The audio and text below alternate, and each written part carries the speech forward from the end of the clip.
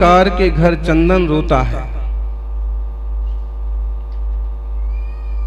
चर्मकार के घर चंदन रोता है। विधवा के हाथ में कंगन रोता है। जिसने नहीं समझा सुचिता के धर्म को, ऐसा लोभी जिंदगी भर रोता है। जिसने नहीं समझा शौच धर्म को, ऐसा लोभी जिंदगी भर रोता है। चंदन इसलिए चर्मकार के घर में रोता है कि इतना कीमती चंदन के ऊपर चमड़े की धुलाई छलाई का काम होता है। मरे हुए चमड़े को उस पर पीटा जाता है, इसलिए दुखी होता है कि कीमत ही नहीं समझता। और भारतीय संस्कृति में कहा कि अगर किन्हीं के पति नहीं है तो कंगन ना पहना करें, कांच की चूड़ी ना पहना करें, सादा सी कोई धातु की चूड़ी हो बस। विधवा के हाथ में कंगन रोता है, मतलब अब इनके पति तो है नहीं, असुविधा में है, दुविधा में है, तो कंगन किस लिए?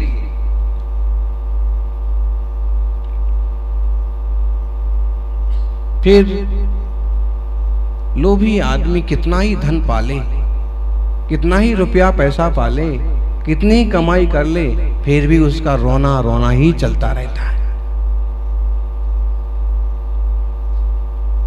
ऐसे भी रोने वाले मिलते हैं, व्यापार किया और उन्हें पूरी आशा थी कि इस बार हम 5 लाख रुपए कमा लेंगे, लेकिन शुद्ध मुनाफा 5 लाख की बजाय 3 लाख रुपए निकला, तो अभी घर पर रोता है।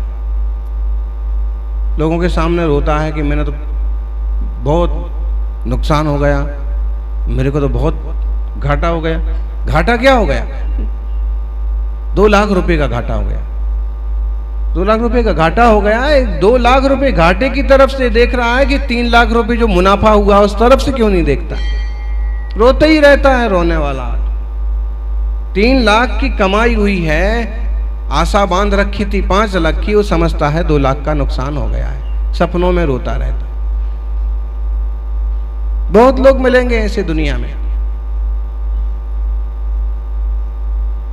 जो अपना नहीं है, वो चला गया।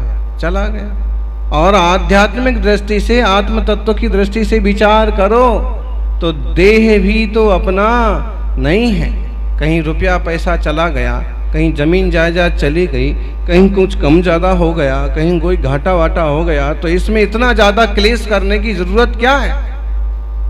लोग ऐसे बेवकूफी पर उतर आते हैं कि कहीं कर्ज हो गया, कहीं नुकसान हो गया, तो आत्महत्या करने तक को राजी हो जाते हैं, आत्महत्या कर लेते हैं। पीछे परिवार का क्या होगा, बच्चों का क्या होगा, कैसी थू होगी, कर्ज वाले फिर किस ढंग से परेशान करेंगे, वो नहीं सोचते। अरे भाई, इतना बेवकूफी पर आने की क्या जरूरत थी? नहीं जम रहा था, गांव छोड़ देते, दुनिया छोड़ने की क्या जरूरत पड़ी? हाथ खड़े कर देते, दिवालिया घोषित कर देते, जो है सो ले जाओ भाई। लेकिन जिंदगी दांव पर लगाने का कोई औचित्य नहीं। एक टाइप की बेवकूफी।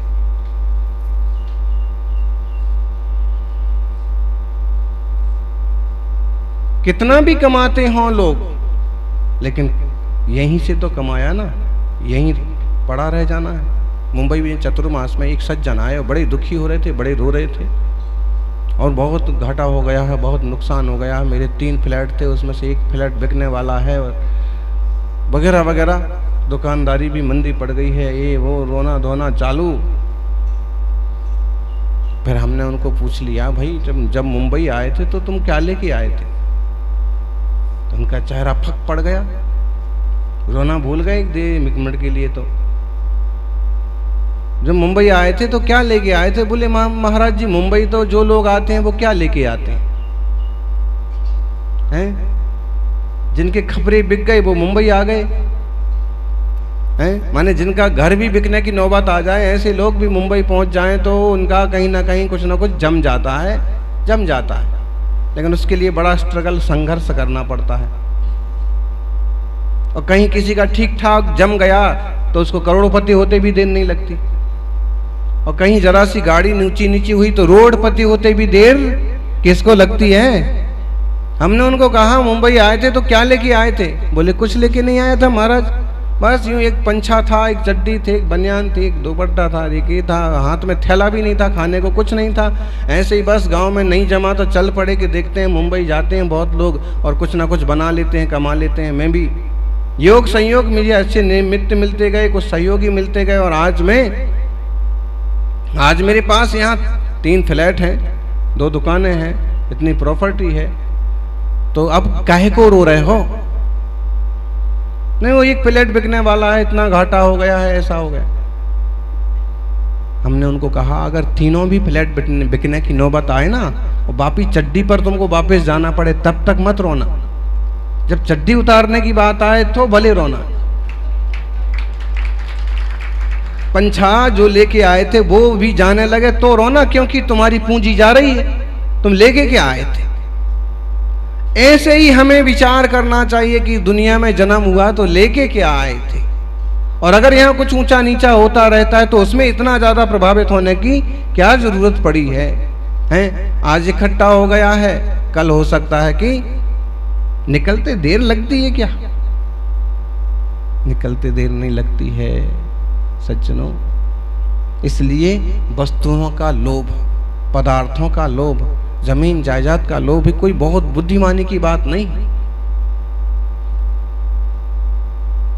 लोभ मत करिए, उपयोग कर सकते हैं, क्योंकि एक श्रावक के जीवन में इतनी चीजें तो होनी चाहिए। ऐसे पहला सुख निरोगी काया, निरोगी शरीर हो। दूजा सुख घर में हो माया, उतनी तो हो जितना एक सदग्रस्त को चाहिए। पहला सुख निरोगी काया, दूजा सुख घर में हो माया, तीजा सुख मृदुभाषिनी नारी। तीसरा सुख है कि पत्नी अच्छा बोलती हो, मीठा बोलती हो, समझदारी से बोलती हो, सब कुछ है, वो घर वाली लट्ठ छाप है। जीना हराम हो जाता है। वहाँ 10 लोग बाहर के सम्मान करते हैं और ये आती है कि बातें ही करते रहते हो, बस जब देखो चाय बना के लाओ, चाय बना के लाओ, चाय बना के लाओ, और तुम्हारी ना सांस इधर अटक जाती है कि बताइए अब 10 लोग क्या सोचेंगे। तो मृदुभाषिनी नारी तीसरा सुख है गृहस्थियों का। चौथा सुख सुत आज्ञाकारी, बेटा आज्ञाकारी हो, शिष्य आज्ञाकारी हो, ये चौथा सुख है। माथे पर चढ़ने लगे, ज्यादा जवान लड़ाने लगे। देखिए, आप उसे मनाते ही रहेगा, आप उसे पुचकारते ही रहेगा, और उसने कहा मैं तो ये चला, मुझे तो इतना देना है तो दो, वरना मैं वसूल कर लूंगा। फिर अपना सा मुंह लेके रह जाते हैं। गृहस्थियों का ये सुख है कि बेटे बात माने, बेटे मानेंगे तो उनके बेटे मानेंगे। पंचम सुख सदन हो घर का, पांचवा सुख है अपना घर हो। एक पूरा गीत है। पहला सुख निरोगी काया, दूजा सुख घर में हो माया, तीजा सुख मृदुभाषिनी नारी, 14 सुख सुत आज्ञाकारी, 5वां सुख सदन हो घर का, 6ठा सुख ना कर्ज हो पर का। कर्ज नहीं लेना, लोन ले करके ज्यादा सुखी बनने की कोशिश नहीं करना, वो माथे पड़ जाता है कभी तो जीना मुहाल हो जाता है। 6ठा सुख न कर्ज हो पर का, 7वां सुख चले व्यापारा। 7वां सुख है व्यापार चले, जो कुछ कर रहे हैं, दुकान खोल रखी है तो व्यापार चले। 7वां सुख चले व्यापारा। 8वां सुख सबका हो प्यारा। 9वां सुख निराकुलता हो मन में। 10वां सुख बैर ना हो स्वजन में। सुख ही तो है, मन में एक निराकुलता है। 10वां है कि कोई बैरी नहीं है, अपना रिश्तेदारों में कोई दुश्मनी बांध के नहीं बैठा है, नहीं तो यही एक सल्ला लगी रहती। 11वां सुख मन लगे धर्म में। 12वां सुख फंसे ना कुकर्म में। 13 सुख मिले संत समागम, 14 सुख मर्मज्ञ जिनागम। संत समागम मिले, जिनागम का मर्मज्ञ हो।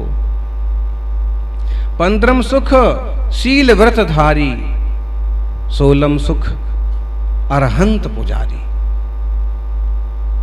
इतनी चीजें हैं, ये 16 सुख हैं।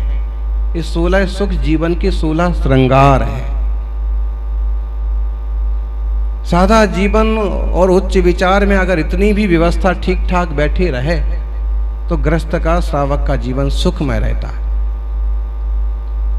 ये सब पाए बने गृह त्यागी, इतना सब पाकर के भी कोई भाग्यवान गृह त्यागी बन जाए।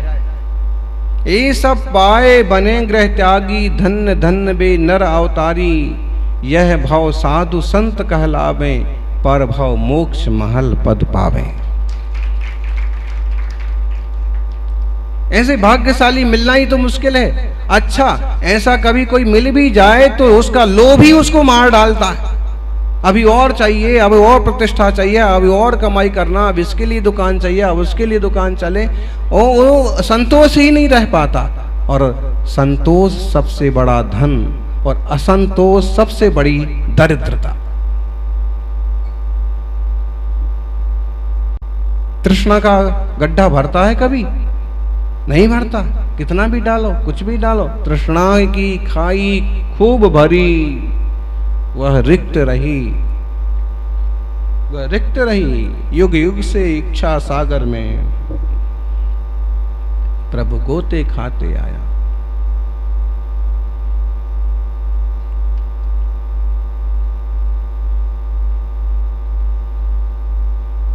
अति लोभ, अति तृष्णा जीवन के लिए बहुत हानिकारक है।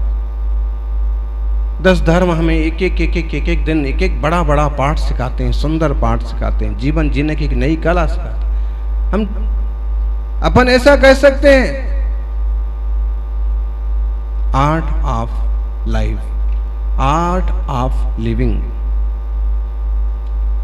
10 रूल्स, 10 सिद्धांत जीने के तरीके के, जीने की कला के 10 सूत्र।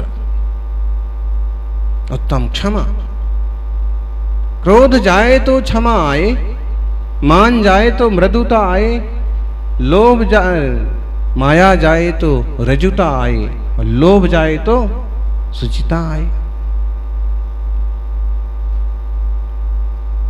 जब तक लोभ चित्त में बैठा रहेगा तो सुचिता नहीं आएगी, सुचिता नहीं आएगी, पवित्रता नहीं आएगी, पवित्रता नहीं आएगी, संतोष नहीं आएगा। संतोष नहीं होगा तो ज्ञानी कुछ पाकर के भी सुखी नहीं रह सकते, बहुत कुछ पाकर के भी सुखी नहीं रह सकते। संतोष बहुत बड़ी चीज है। वो कहते ना, गोधन, गज धन, बाज धन और रतन धन खान, जब सा आए संतोष धन, तब सब धन धूरी समा। एक जमाना हुआ करता था कि उनके यहाँ इतनी गाय हैं, उनके इतने बैल हैं, इतने हल चलते हैं, इतने हाथी हैं, इतने घोड़े हैं, इतने सोने चांदी हैं, इतने महल हैं, ऐसे गिना जाता था। आजकल ऐसे गिनते हैं, उनके 2 फ्लैट हैं, एक मुंबई में है, एक पूना में है, गाँव में है, ये है, वो है, ढिमका है? और छोकरा भले लफंगा है। अब सब कुछ है और छोकरा लफंगा निकल गया तो, छोकरी भागम भाग वाली निकल गई तो। इसलिए जो कुछ भी है उसमें संतान का, परिवार का एक सार होना, व्यवस्थित होना, वो सबसे ज्यादा महत्वपूर्ण है। और एक बात है, बड़ी बड़ी आजीविका हो और बड़ी बड़ी कमाई हो तो उसका भी कोई मना थोड़ी ना है, लेकिन लोभ कर कर के दुखी रहने से अच्छा है कि संतोष करके सुखी रहो। जो हाथ में है उतना ही है, जो कुछ मिलना है उतना ही मिलना है, भाग्य से ज्यादा किसी के पास कुछ आना नहीं है। अब अगर नहीं आ रहा है तो क्लेश करना और दुखी रहना और तृष्णा में पड़े रहने से तो कोई फल मिलने वाला है नहीं। कुछ और जो पुण्य भाव हैं वो और खंडित हो जाएंगे इससे। तो बोलो, खोटे चिंतन से, खोटी विचारधारा से अगर कुछ पुण्य पल्ले में आने वाला है, उदय में आने वाला है, वो और खंडित हो जाएगा। इसलिए तृष्णा की चिंता, इससे कुछ लाभ नहीं है।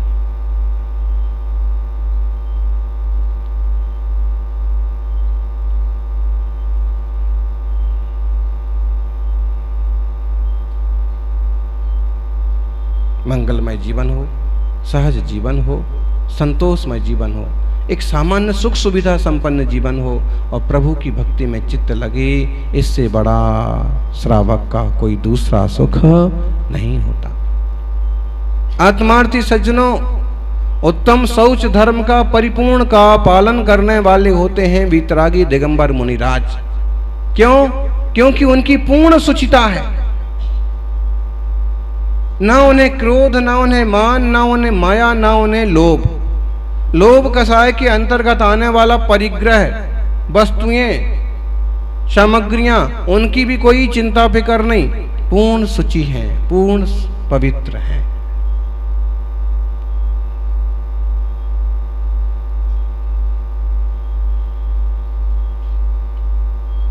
रत्नत्रयधारी मुनिराज, रत्नत्रय से पावन जिनका यह औदारिक तन है, रत्नत्रया विशुद्धासन, स्वभाव तो सुचौ काये, रत्नत्रय पवित्रते, निर्जु कुप्सा गुण प्रीति मता निर्वी चिकित्सा। शरीर तो स्वभाव से ही मैला है जी। कितना भी आप शौक श्रृंगार कर लो, कितना भी कुछ भी कर लो, लेकिन जो है सो है। उसमें से जो निकलना है सो निकलना है। कुछ भी डालो, निकलता क्या है? कितना भी श्रृंगार करो, कितना भी कुछ भी करो, शरीर शरीर है। तो ये कहा कि शरीर तो शरीर है, शरीर को पवित्र नहीं किया जा सकता। शौच सदा, है ना, शौच धर्म की पूजा, शौच सदा निर्दोष, शुचि भाव, शौच भाव निर्दोष है। और लोभ में दोष ही दोष है।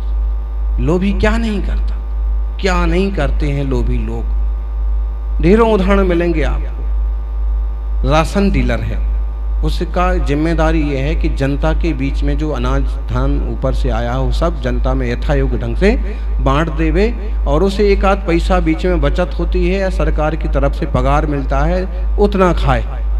लेकिन वो क्या करते हैं, जनजीवों को, गरीबों को बेचने देने की बजाय वो ऊंचे कीमती में सेठों को, बदमाशों को बेच देते हैं और ज़्यादा पैसा कमाते हैं।